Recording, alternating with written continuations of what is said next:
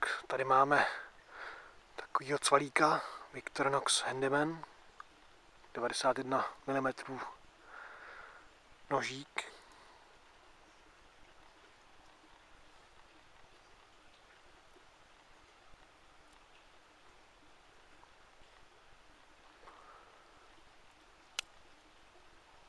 Má klasickou čepel,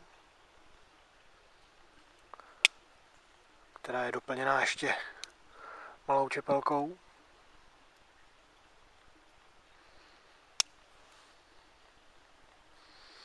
Dále tam máme pilník a pilku na kov.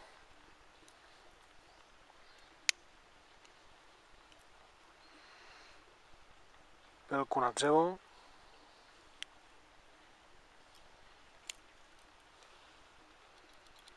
Nůžky.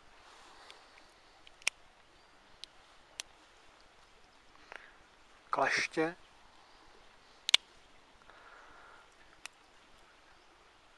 Otvírák na konzervy s malým plochým šroubovákem. A otvírák na láhve s velkým plochým šroubovákem. Na hřbetě nože potom vývrtka.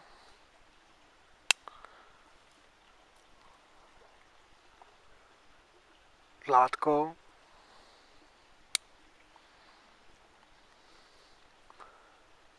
Malý šroubovák.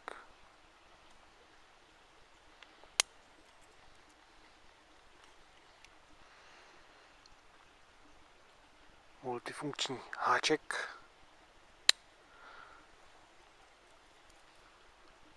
A šídlo.